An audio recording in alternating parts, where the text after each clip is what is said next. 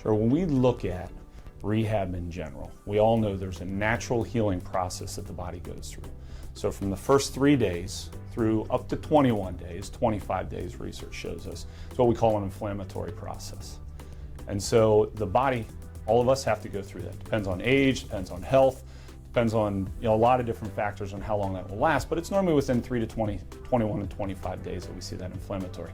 Then the body goes through what we call a repair phase, and that repair phase lasts about 6 weeks.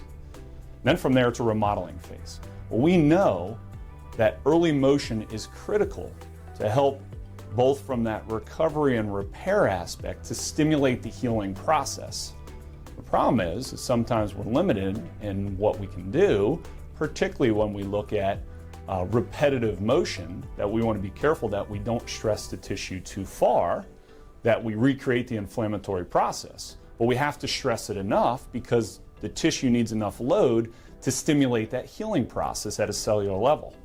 So where the OrthoBike comes into play is the systematic progressive range of motion. We're able to do these thousands of repetitions that we can't do manually. And even in the case of having patients do it, in some cases it's apprehensive or they just don't have the comfort level to be able to do that. So with the OrthoBike, we can take this motion down to 55 degrees, which almost all patients coming out of, in this case, talking about more of a total knee replacement or a knee surgery, they have the ability to get 55 degrees of range of motion. They can do it very comfortably on the OrthoBike. So it stimulates that healing process without going into stressing that tissue too much to put it back into the inflammatory process.